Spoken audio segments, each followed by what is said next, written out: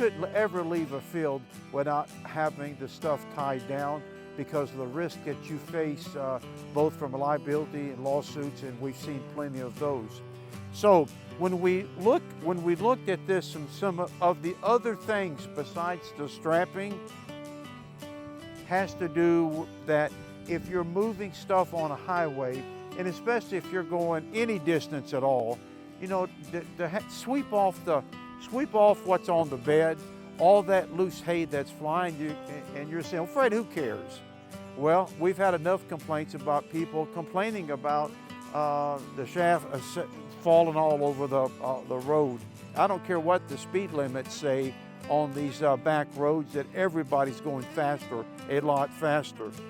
So what's important here is on a trailer to have a slow moving sign.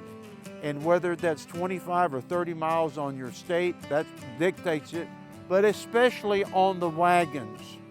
I want to be able to see that slow moving sign. If we don't tell the people that we're going slow, we are going to be held partially responsible for that accident if there is one. Think about right here having a wagon and the importance of that hitch pin and having a good solid hitch pin.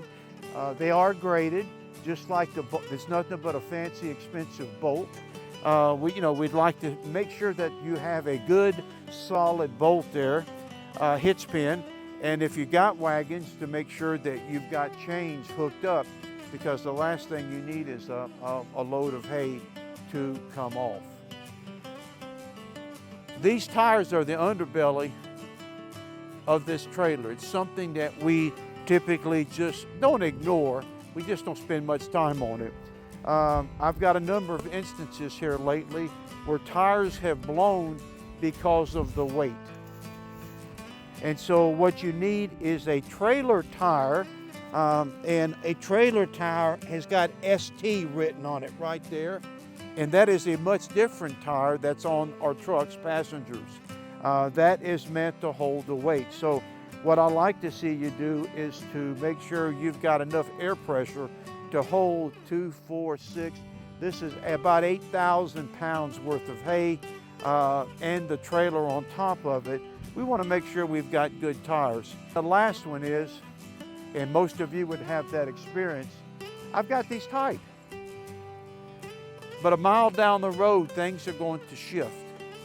And so if you're about a mile away from home, find a place you can pull over, that's safe to pull over, and retighten, see if these straps are still tight, because we want to, especially if we're going a long distance, we want to make sure that everything stays on and nothing comes off. So those are just some simple tips that I've seen over my years, and some of you have shared with me your experiences.